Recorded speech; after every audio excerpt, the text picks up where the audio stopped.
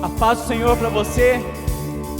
Mais um culto que a gente se reúne em nossa casa, na nossa família. E eu te convido a louvar a Deus nesse momento. É o convite à adoração, é o convite ao louvor ao Senhor. Vem, que esta é a hora de adorar.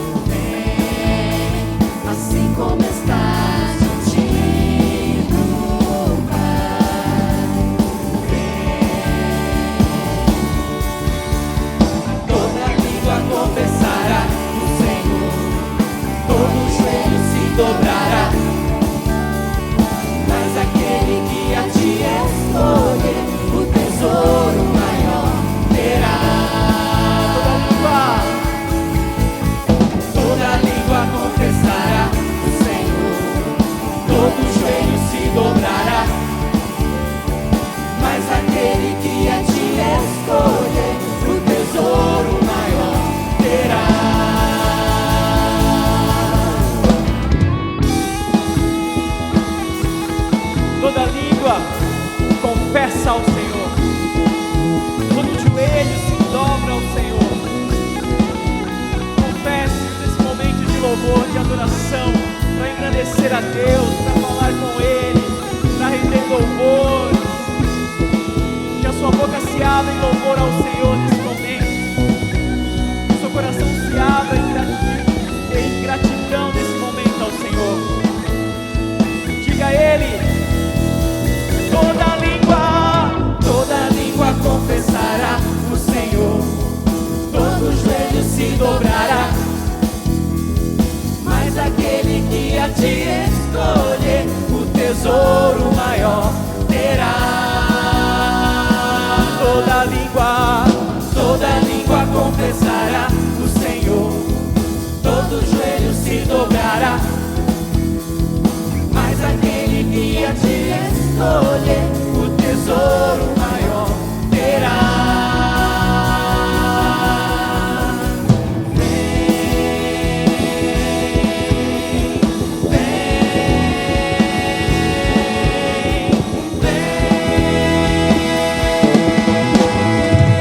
Aleluia, aleluia. Olá, meus amados irmãos, a paz do Senhor Jesus. Mais uma vez estamos juntos na terça-feira, em que nós vamos mais uma vez aprender a palavra de Deus. Eu queria estar lembrando a você que amanhã, quarta-feira, é o dia do nosso jejum. Se você não fez nenhum, por favor, faça um jejum amanhã. E todas as quartas-feiras o campo de São Carlos está jejuando pela Igreja do Senhor Jesus, também jejuando pelas autoridades constituídas e jejuando também para que Deus possa ter misericórdia de nós e repreender esse vírus que tem causado tanto problema, não só para o Brasil, mas para o mundo, não é mesmo? Então, faça o jejum amanhã. No domingo é Escola Bíblica Dominical às 9 horas da manhã, o nosso irmão João, o evangelista João, com a palavra.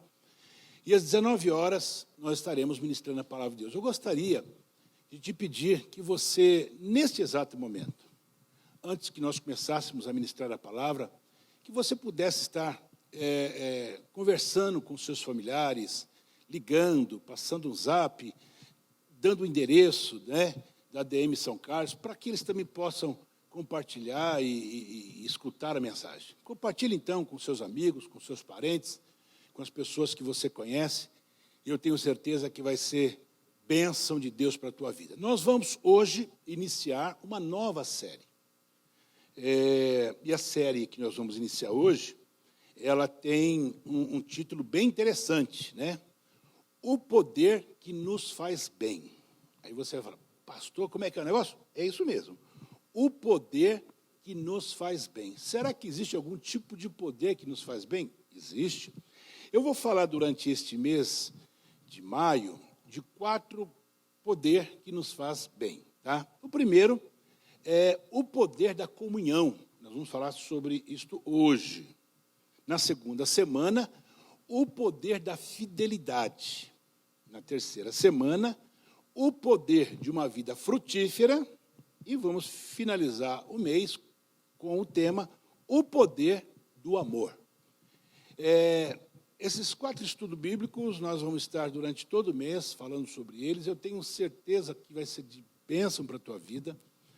E você vai entender um pouco melhor sobre essa questão do poder. Muito bem, eu quero que você abra a sua Bíblia no livro de João, no capítulo 17.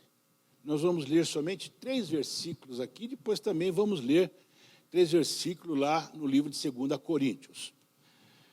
17 de João, o versículo 20, o 21, 22, 23. Diz assim, eu vou ler na NVI. Minha oração não é apenas por eles.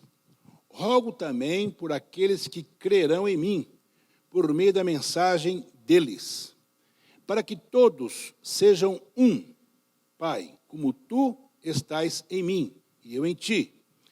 Que eles também estejam em nós, para que o mundo creia que tu me enviaste.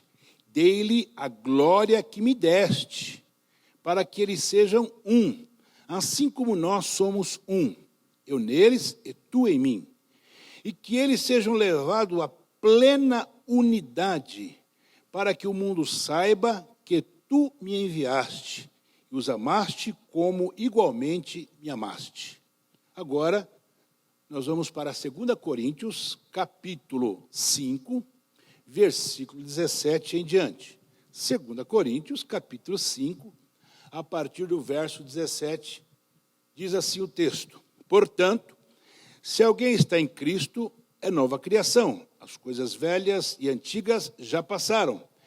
Eis que surgiram coisas novas. Tudo isto provém de Deus, que nos reconciliou consigo mesmo por meio de Cristo e nos deu o ministério da reconciliação. Ou seja, que Deus em Cristo estava reconciliando consigo o mundo, não levando em conta os pecados dos homens, e nos confiou a mensagem da reconciliação. Amém? Graças a Deus.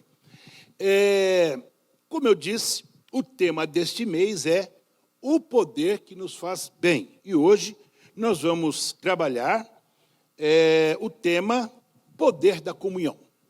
Primeiro eu gostaria de definir com você poder. Vamos definir poder. O que os dicionários dizem que é a definição da palavra poder? É a capacidade de deliberar, agir, mandar e também, dependendo do contexto, a faculdade de exercer a autoridade, a soberania, o império, né? Poder tem também uma relação direta com a capacidade de se realizar, ok? A pessoa se realizar, não é? Algo, aquilo que se pode, ou que se tem poder, ou que você conseguiu conquistar, ok? Mas tem um grande estudioso, chama Robert Greene. Este Robert Greene, ele é um americano, e ele é um dos maiores estudiosos sobre essa questão do poder. Ele tem uma definição que eu acredito que seja uma definição pelo menos a que eu mais gosto, eu acho que cabe bem dentro do que nós vamos falar. O poder é a medida do grau de controle que você tem sobre as circunstâncias em sua vida e sobre as ações das pessoas ao seu redor. Eu achei muito interessante esta definição do grande Robert Greene, né, quando ele diz que o poder é a medida do grau de controle que você tem sobre as circunstâncias em sua vida e sobre as ações das pessoas ao seu redor. Isto aqui é a definição de poder. Agora, qual é a definição de comunhão? Porque hoje o tema é poder da comunhão. Qual que é a definição de comunhão?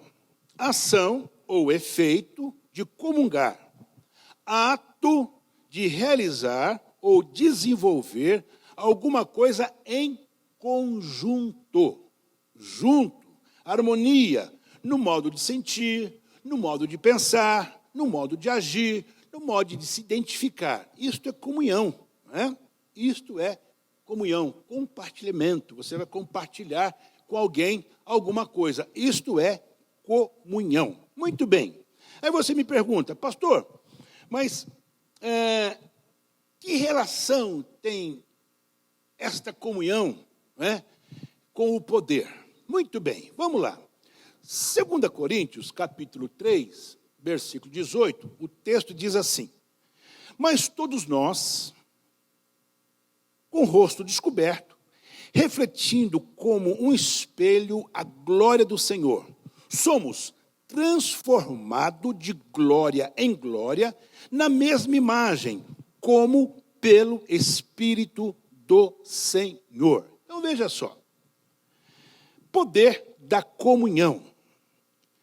E lá em Filipenses, um texto muito conhecido diz, tendo-vos por certo, isso mesmo, que aquele que em vós começou a boa obra, aperfeiçoará até o dia de Jesus Cristo. Ou seja, dentro desse processo de transformação, existe um poder. Dentro do processo de transformação do texto que nós lemos, existe o poder da comunhão. Duas coisas que precisam andar junto para que esta frase seja uma realidade. Poder da comunhão. Só que eu, sozinho, você, sozinho, não consegue fazer com que esta palavra seja uma verdade na tua vida. Você nunca vai conseguir dizer, olha, eu consegui chegar e dizer que eu tenho hoje esse poder da comunhão. Por quê? Porque não depende de você.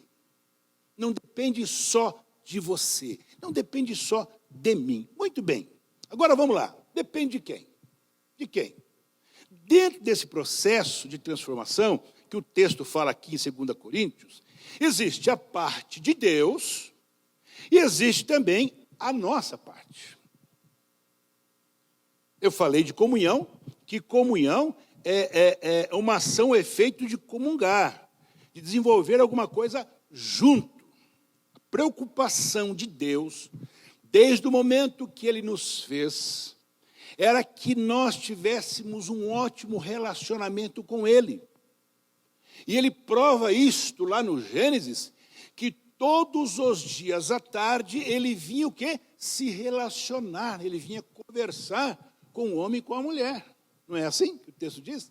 Que na virada do dia Ele vinha trocar ideia com Adão, Ele vinha trocar ideia com Eva. Por quê? A preocupação de Deus era que houvesse entre eles o quê? Comunhão. Para quê? Para que o homem, não é? Para que o homem pudesse entender a vontade de Deus. Para que o homem pudesse entender quem era o Deus dele. O homem acabara de ser feito. O homem estava começando a colocar nome em animais, em plantas. Então, o homem ainda não tinha o conhecimento de Deus. Mas Deus tinha intenção de que este homem, que foi feito à sua imagem e semelhança, chegasse a um ponto, que ele falasse, puxa vida, esse homem, show. Mas não, o homem quebrou a comunhão. E como é que ele quebrou a comunhão? Quando ele desobedece a Deus e dá ouvido a uma serpente. Serpente esta que estava nela introduzida Satanás.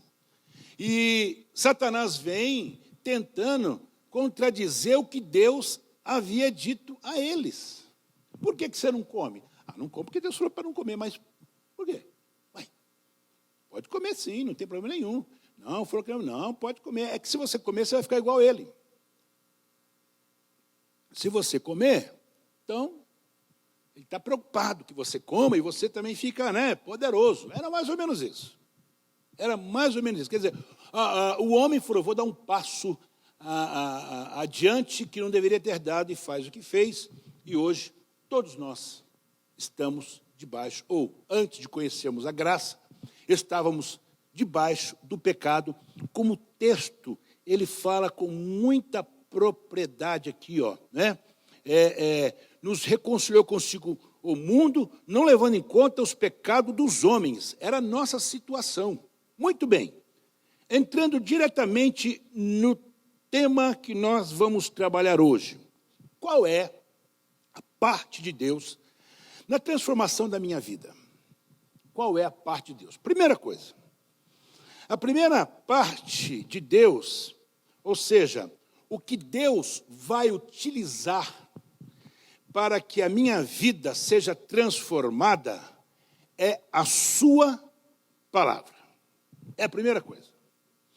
Vocês se recordam que quando Deus tira lá o povo do Egito, ou antes do povo ir para o Egito, Deus sempre usou a sua palavra para falar com os seus. Sempre usou a palavra. Lá, no início, ele se apresentava de uma forma ou de outra e falava. Então, ele usava a palavra. Com o passar do tempo, quando chega na época de Moisés, começa a se escrever os 10 mandamentos, mas palavra de Deus. Então, o que Deus usa hoje? A sua palavra. Por quê? Porque a Bíblia, ela é a boca de Deus. Mas foi feita... Sim, foi escrita por os homens. Tinha que ser escrita por o quê? Tinha que ser escrita pelos homens. Mas inspirados pelo Senhor. Só para você ter conhecimento. Veja só. A Bíblia diz que Jesus escolheu 12 homens. Ok? Depois um saiu e ele colocou, houve o sorteio, como os judeus faziam, e entrou um outro no lugar de Judas. Então, são 12 apóstolos que andaram com Jesus e puderam testemunhar pessoalmente tudo aquilo que Jesus fez. Muito bem. 12. Esses 12, chega uma hora que eles desaparecem, E pelo que nos conta a história, somente um não foi morto, que foi João, na ilha de Pátimos. Segundo os historiadores, morreu de velhice, mas preso. Os demais não, foram todos degolados, enforcados, morreram de cabeça para baixo na cruz. Mas, na verdade, esses homens, eles saem do cenário. E aí, quem fica? Fica os seus, os que eles ensinaram. Agora, preste atenção numa coisa. Se você pegar a história da igreja, você vai ver que muitos desses homens que ficaram no lugar dos apóstolos também escreviam cartas para as igrejas. Também davam conselho para a igreja. Mas não estão na Bíblia. Por quê? Porque os apóstolos, os que são mencionados, e alguns escreveram algumas cartas, são cartas inspiradas pelo Espírito Santo de Deus. Então, Deus usa a Bíblia, a palavra de Deus, para quê? Para que nós sejamos transformados por o quê? Pela palavra de Deus. Então, deixa eu dizer uma coisa a você aqui nesta noite. Se você quer ter uma vida mudada, se você quer ter uma vida transformada, se você quer que se cumpra na tua vida Filipenses 1:6, que diz, tendo por certo, que quem começou a boa obra aperfeiçoará. Se você quer, só tem um jeito, é a palavra. É a Bíblia. Não existe uma outra forma ou maneira de você melhorar o seu dia a dia se não for pela palavra. Então Deus usa o quê? A palavra para me transformar, para te transformar, para você ter entendimento do que Ele quer para a sua vida. É a Bíblia, é o nosso guia, nossa bússola. A Bíblia, você vai encontrar resposta para tudo aquilo que você precisa. Por quê? Porque a Bíblia é a palavra de Deus. E tem uma coisa muito importante, e que eu quero deixar bem claro para você, que não crê na Bíblia. Para você que diz, isso aí foi feito pelos homens. A Bíblia, ela não esconde nada. Ela mostra pessoas sendo assassinadas, ela mostra homens adulterando, mulher adulterando, ela mostra tudo. Sabe por quê? Porque Deus não esconde nada. Deus mostra tudo. Mas quando você vai para a palavra de Deus, você começa a entender, que você começa a crescer. Então, primeiro ponto, Deus usa o quê para me transformar? A palavra. O que mais que Ele usa? Ele usa o Espírito Santo. Irmãos, o que seria da igreja de Jesus Cristo sem o Espírito Santo? Lá no livro de Romanos, no capítulo 8, a partir do verso 9, o escritor diz assim: vós, porém, não estáis sob o domínio da carne, mas do Espírito Santo, se é que o Espírito de Deus habita em vós. Mas, se alguém não tem o Espírito de Cristo, não pertence a Cristo. Se Cristo está em vós, embora o vosso corpo seja mortal por causa do pecado, o Espírito é vida por causa da justiça. E nós vamos falar isso daqui a pouco. E se o Espírito daquele que ressuscitou Jesus dentre os mortos habita em vós, aquele que ressuscitou Cristo Jesus dentre os mortos há de dar vida também aos vossos corpos mortais, pelo seu Espírito que em vós habita. Veja só. Vocês se lembram da preocupação de Jesus. Jesus ressuscitou, né? E ele aparece às mulheres, aos seus discípulos, a uma multidão, mas ele tinha uma preocupação: eu preciso ir para que o Espírito Santo possa vir. O Espírito Santo sempre atuou no Velho Testamento, sempre atuou, mas de uma forma diferenciada. Agora, o Espírito Santo, ele precisava estar aqui para que ele pudesse, de verdade, fazer o trabalho que era o trabalho do quê? Do convencimento. Deus vai me usar, Deus vai te usar para pregar, para anunciar, mas quem convence o homem do seu pecado não é o pastor, não é não, quem convence é o Espírito Santo de Deus. E é o Espírito Santo de Deus que é usado por Deus para quê? Para me transformar. Como está escrito, quem está em Cristo, nova criatura é. As coisas velhas se passaram e tudo se fez o quê? Novo. Quem faz isto? O Espírito Santo. Então Deus usa a sua palavra e Deus usa quem? O Espírito Santo de Deus. O Espírito Santo que veio.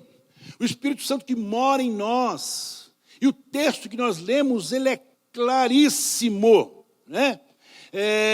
Se Cristo está em vocês, embora o vosso corpo seja mortal por causa do pecado, o Espírito é vida por causa da justiça. Que justiça é essa, pastor? Justiça? Sim. A justiça de Deus por intermédio do sangue de Jesus espargido na cruz.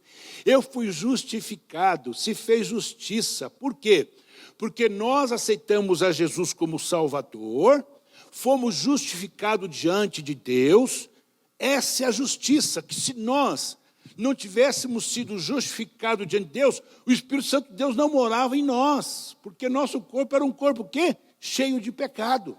Mas a partir do momento que você recebeu Jesus como Salvador, você confessou com a tua boca que Jesus Cristo, houve justiça. Jesus está ao lado do Pai o quê? Te justificando. Olha que coisa maravilhosa. Então, Deus usa o quê? A sua palavra. Deus usa quem? O Espírito Santo. E que mais que Deus usa? Deus, ele utiliza também, para que haja transformação na nossa vida, as circunstâncias da nossa vida. Olha bem, Romanos 8, 28 diz assim: sabemos que Deus faz com que todas as coisas concorram para o bem daqueles que o amam, dos que são chamados segundo o seu propósito. Muito bem. Nós temos uma vida aqui na terra, e essa nossa vida, ela não está imune a muitas coisas. Não é porque nós conhecemos a Jesus que agora a gente virou super-homem. Não é porque agora aceitamos a Jesus que nós não vamos passar por dificuldades. Não, lógico, estamos no mundo. Jesus foi claro lá no capítulo 17 de João, né? Eles estão no mundo porque são do mundo. Nós somos guardados pelo Senhor. Isso é certeza. Agora, as dificuldades, as circunstâncias de cada ser humano, é natural. Mas Deus usa as circunstâncias da nossa vida exatamente para quê? Para que nós sejamos transformados dia após dia. Olha só que coisa interessante. Vocês se lembram daquela passagem muito conhecida, quando Deus promete um filho para Abraão. Abraão é o que mais ele queria na vida. Deus concedeu. Mas uma hora, Deus fala assim, Abraão, o negócio é o seguinte, pega teu filho, teu único filho, e sacrifica para mim. Uma coisa meio macabra. Você falou, pelo amor de Deus, que coisa doida é essa? Se você olhar o texto, você vai ver que em momento algum, Abraão questionou. Por que ele não questionou? É simples, simples. Ele falou o seguinte, na cabeça dele, né? Isso está lá no livro de Hebreus, capítulo 11, versículo 19. Abraão levou em conta que Deus pode ressuscitar os mortos e, figuradamente, recebeu Isaque de volta dentre os mortos. Ele falou o seguinte, Deus pediu, né, que eu sacrifique, mas eu tenho certeza que ele vai ressuscitar o meu filho de novo. Deus está usando as circunstâncias para quê? Para transformar a vida de Abraão. Porque tinha uma promessa lá atrás. O Abrão, não era Abraão ainda, era Abrão. Você será pai de muita gente. Né? Você vai ser pai, as nações serão abençoadas por você, Abraão. Ele precisava de melhorar alguma coisa na vida dele. Ele precisava ser transformado por completo. E ele está tão tranquilo, dentro dessa circunstância terrível, que quando ele chega, ele andou 3 dias, ele, o garoto, e mais 2 ou 3 pessoas que ele levou com ele para ajudar a carregar as coisas. Lenha, né? E os animais. Ele tem tanta convicção de que Deus o está provando e aproveitando aquela circunstância para melhorar ele e o transformar, que ele chega ao monte, Deus fala, aqui, o monte é esse aqui, tá legal. Aí ele pega, talvez desceu do cavalo, da mula, do camelo, não sei, e ele diz assim, vocês fiquem aqui, porque eu e o garoto, nós vamos adorar e retornaremos. Olha como é que está o verbo aí. Retornaremos. Ele não disse, eu vou lá com o garoto e daqui a pouco eu volto. Não, nós vamos retornar. Está vendo? Plural. Então, deixa eu dizer uma coisa a você, meu irmão, meu amigo, você que me ouve aqui nessa noite. Talvez Deus vá usar o quê? Uma prova. Deus pode, de repente, te curar de uma enfermidade. Deus pode te tirar de uma situação difícil. Mas entenda que Deus está usando a circunstância para que você seja transformada pelo poder dele. Você entende assim? Quantos de nós, quem sabe Deus está usando aí o teu casamento, quem sabe Deus está usando a criação dos seus filhos para te moldar, para te transformar numa pessoa melhor. Então Deus usa o quê? Deus usa a sua palavra. Deus usa o Espírito Santo. E Deus usa as circunstâncias da nossa vida. Para que Ele faz tudo isso? Para que nós tenhamos comunhão com Ele e sejamos transformados dia após dia. Muito bem. E aí? Aí o quê? Tem outra parte? Tem, né? Aí tem. E como tem. Tem a minha parte, tem a tua parte. Aí, quando você fala em comunhão, eu disse que a definição de comunhão, ela fala em realizar, desenvolver alguma coisa em conjunto. Deus está fazendo a parte dele. E agora? Agora eu tenho que fazer a minha. Para que haja comunhão. Então, veja só. Primeira coisa. Como é que nós podemos participar desse processo de transformação em nossa vida? Presta atenção. Primeira coisa, escolhendo os nossos pensamentos. Estranho?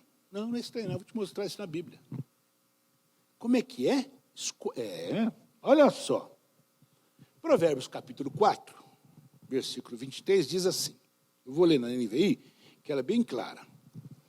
Tenha cuidado com o que você pensa. Opa, como é que é? Tenha cuidado com o que você pensa. Pois a sua vida é dirigida pelos seus pensamentos.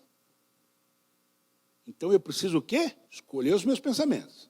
Depois, eu vou ler lá em Romanos, nós usamos esse texto esses dias, quando o texto fala assim, 12:2 de Romanos, não se amoldem ao padrão deste mundo, mas transforme-se pela renovação da sua mente, para que sejam capazes de experimentar e comprovar a boa, agradável e perfeita vontade de Deus. Colossenses capítulo 3, Paulo dá um conselho, lá no versículo 2, ele fala assim, mantenham o pensamento nas coisas do alto e não nas coisas terrenas. Eu só consigo manter os meus pensamentos nas coisas de alto se eu, de verdade, ter cuidado com aquilo que eu penso. Se o texto fala que eu preciso me amoldar, não me amoldar ao padrão deste mundo, mas me transformar pela renovação da minha mente, eu preciso ter o quê? Os meus pensamentos nas coisas do alto. Eu vou te explicar isso.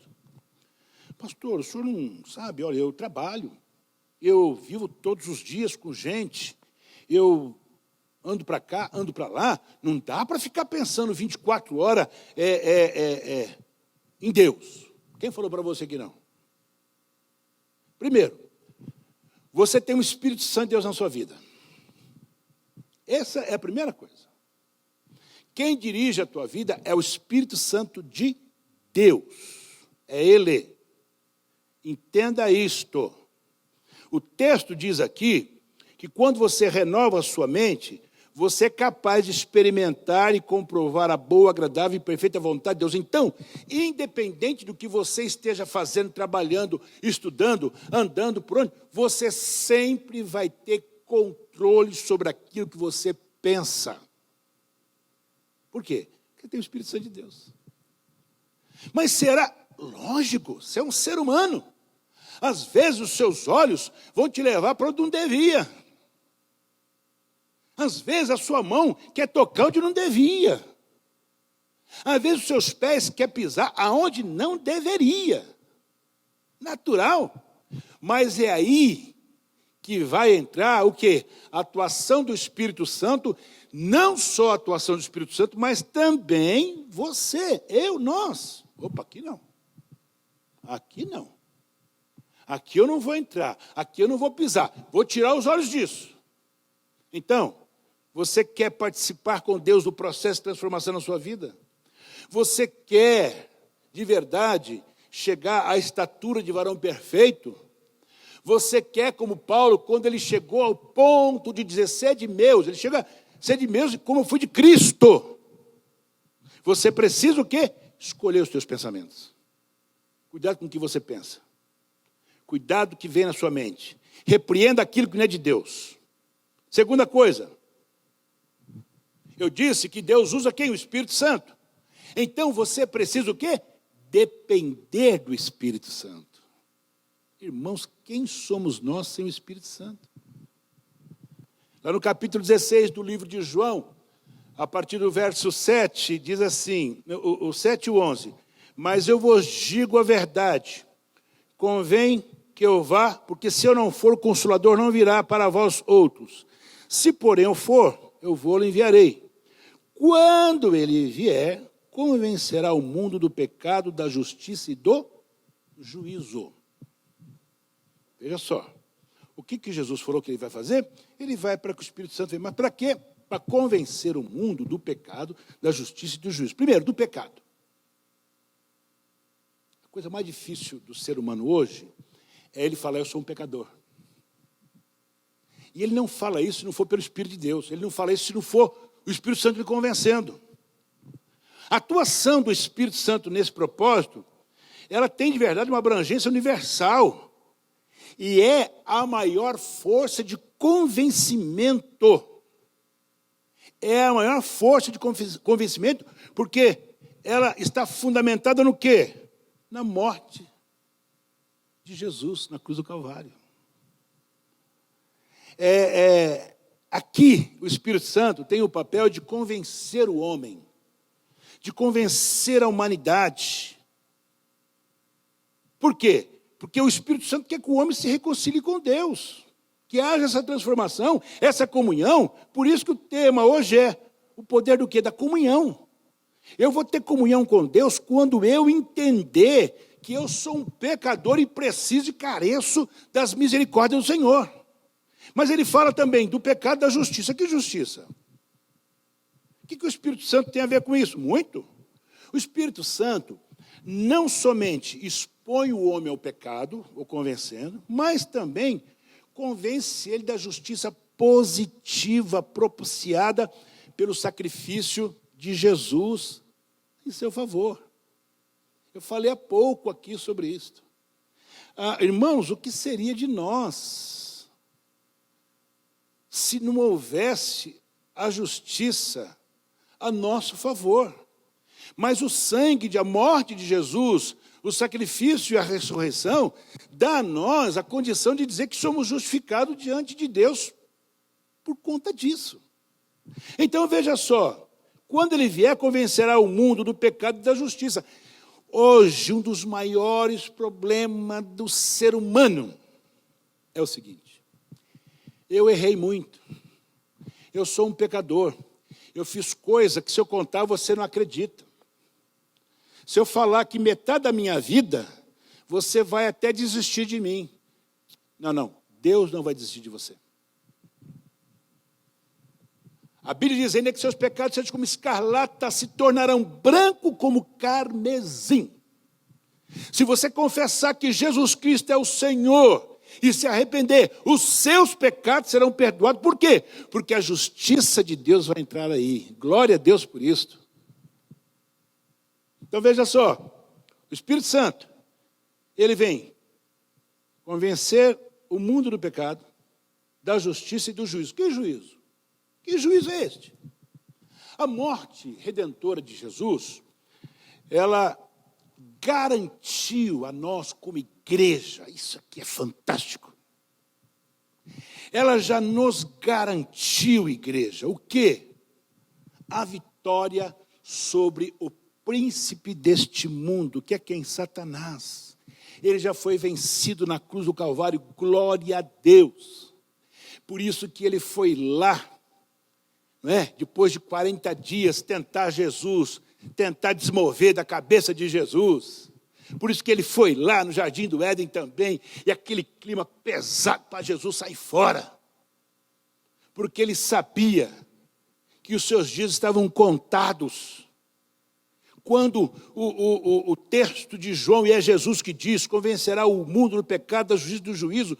O juízo é a convicção plena de que nós, não pelos nossos méritos, nem pelo nosso braço, mas pela ressurreição do Senhor Jesus, nós já vencemos o maligno. Glória a Deus e aleluia por isso. Então o Espírito Santo, eu preciso depender dele, porque ele me convenceu do pecado, ele me deu certeza de salvação, e mais do que isso, ele me garantiu que o inimigo já foi derrotado na cruz do Calvário. Por fim, o que mais depende de mim para que eu tenha comunhão e seja transformado pelo poder do Evangelho? Eu preciso ter sabedoria, diante das circunstâncias da vida. Eu disse há pouco que Deus usa as circunstâncias para nos ajudar, né? Mas agora eu estou falando que eu preciso ter sabedoria para saber reagir diante das circunstâncias da vida. Porque dependendo das circunstâncias, eu posso ser traído pelas circunstâncias da vida. Se eu não tiver inteligência, se eu não tiver sabedoria vinda de Deus e tendo a convicção de que o Espírito mora em mim, eu perdi. Romanos 8, versículo 3 e 4 diz assim: e não somente isto, mas também nós nos gloriamos nas tribulações, sabendo que a tribulação produz perseverança, e a perseverança, a aprovação, e a aprovação o quê? A esperança. Olha o que o escritor diz, que a tribulação produz isso tudo, produz perseverança, aprovação e a própria esperança. Isto é o quê? A tribulação produz isso tudo. Agora, eu preciso ter inteligência para saber que eu estou sendo provado. Eu não posso jogar tudo para cima. Eu preciso tomar cuidado com uma coisinha chamada murmuração. Eu preciso ter muito cuidado com as provações, né? E os dardos inflamáveis do inimigo. Eu gosto muito do livro de Hebreus, principalmente quando chega nos heróis da fé. Eu gosto demais. Porque eu começo a ver a vida desses camaradas, os heróis da fé, a gente podia destacar muitos, mas eu podia falar hoje de Noé. Camarada, Deus fala para Noé: Noé, você vai construir uma arca porque eu vou destruir o mundo com água. Nunca tinha visto água, nunca tinha visto chuva na vida dele. Ele falou: pera, como é que é o negócio? Você vai fazer um barco. E para que esse barco? Você vai botar um casal de animal. Mas imagina isso, irmãos. Imagina. Como é que eu vou sair correndo atrás de todos os animais para colocar dentro da arca? O que passou? Não passou nada. Não passou coisíssima nenhuma na cabeça de Noé. Sabe por quê? Porque foi Deus que falou. Ele tinha que aproveitar a circunstância ali, usar de sabedoria e falar: Deus falou, eu vou para cima. Foi chamado de doido, falou: você está sem juízo, você está precisando tomar comprimido de tarja preta. Mas ele não tomou e fez. E você sabe o final da história. Abraão, acabei de falar dele. E José do Egito? Puxa vida, a história de José do Egito é fantástica. Mas olha lá se em algum momento José do Egito, ele reclamou. Ele falou: poxa, Deus está jogando pesado comigo. Ah, não. Deus está jogando pesado. Primeiro, meu pai me dá uma dura e eu já percebi que ficou o clima ruim lá. Depois, meus irmãos me jogam dentro de uma vala, me vende. Depois, eu corro de uma mulher para não pecar e ainda vou para a cadeia. Lá na cadeia, eu consigo decifrar 2 sonhos. Peço para o camarada lembrar de mim. O camarada não está nem aí. Mas José aproveitou a circunstância, reagiu de forma sábia, porque ele sabia, lá no fundo, que Deus tinha coisa grande com ele. Irmãos, como é que você está reagindo dentro desse contexto que nós estamos vivendo hoje? Que o mundo está vivendo.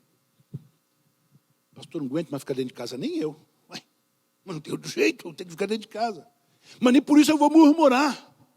Nem por isso eu vou ficar praguejando. Nem por isso vou ficar brigando com a mulher. Nem por isso vou ficar brigando com os filhos.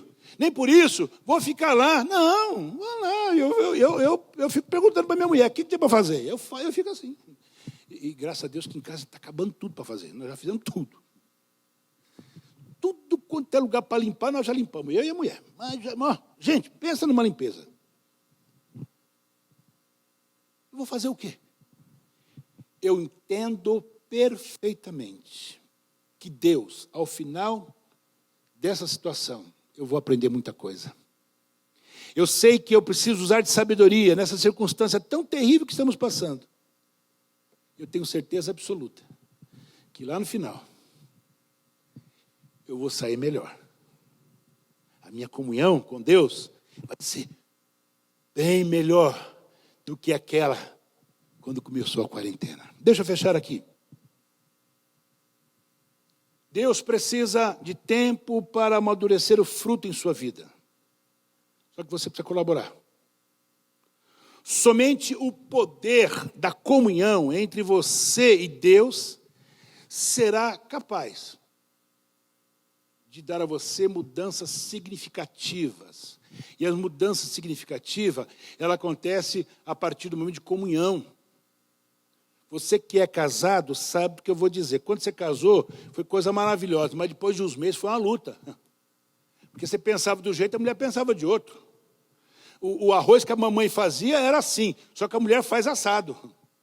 O sal da tua mãe era X, da tua mulher é outro X.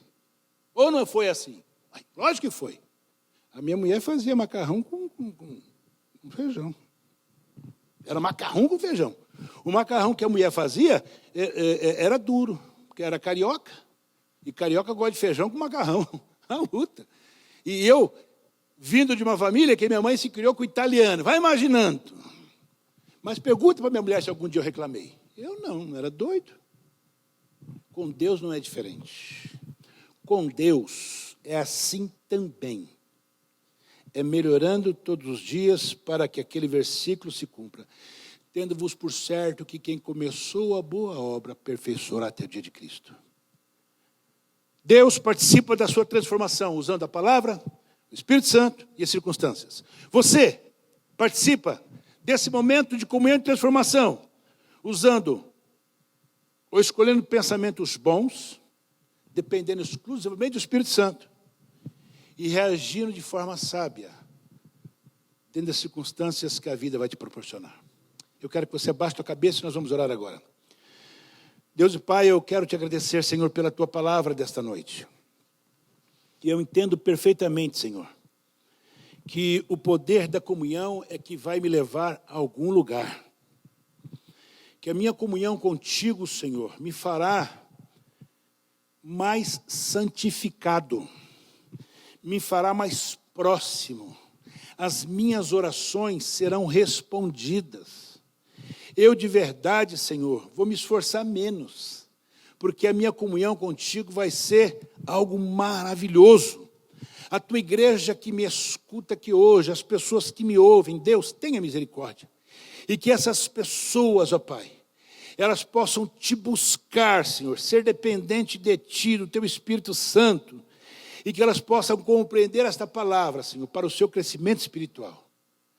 No nome de Jesus, eu oro, crendo, Senhor, na vitória que é da tua igreja.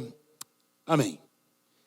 Te espero no próximo domingo, às 7h da noite, no nome de Jesus, nós estaremos aqui juntos mais uma vez. Onde você estiver, estenda suas mãos.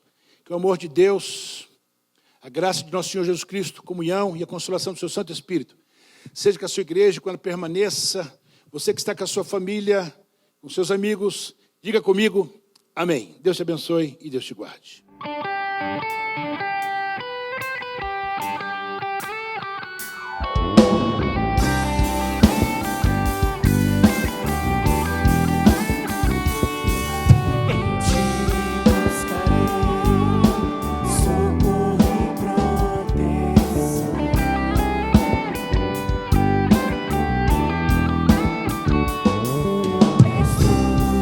Senhor, que me esteja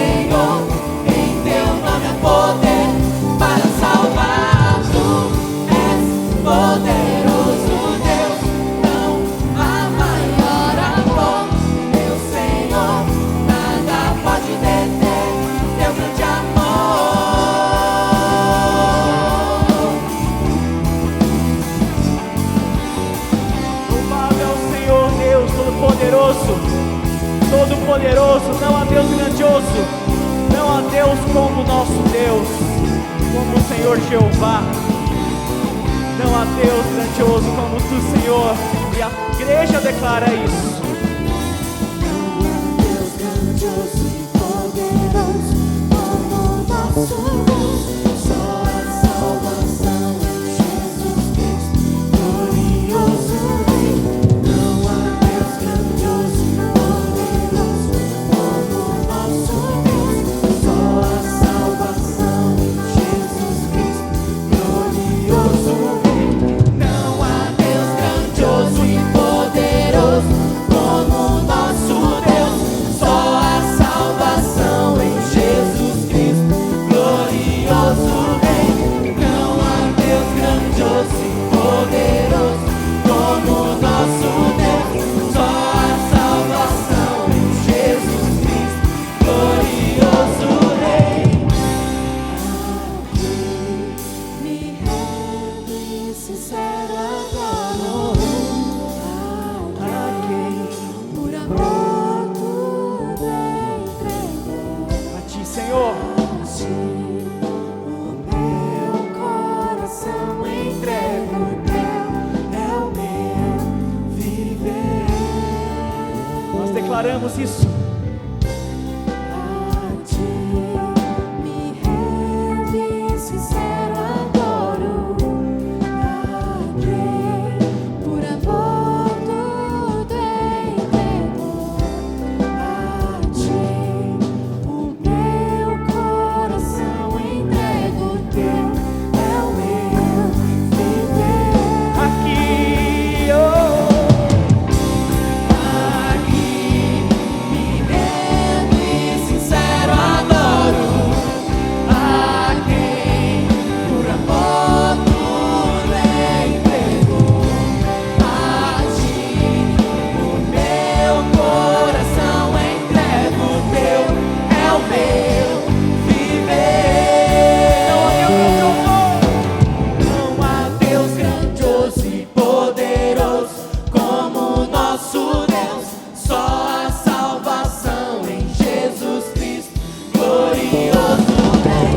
Não há Deus grandioso e poderoso como nosso Deus, só a salvação em Jesus Cristo, glorioso Rei. Me rendo e sincero adoro a quem aleluias. por amor tudo O entregou. Senhor entregou tudo a nós. A ti o meu Senhor Deus coração entrego se deu por nós, é o meu deu o seu melhor. Ele deu o Senhor Jesus para nos salvar. Me rendo e Na sincero sua casa, onde você está agora, cante essa canção a Ele. amor tudo Uma canção de gratidão, de entrega. a ti o meu coração Entrega o coração a Deus. é o meu Entrega o louvor a Deus. viver. Aqui,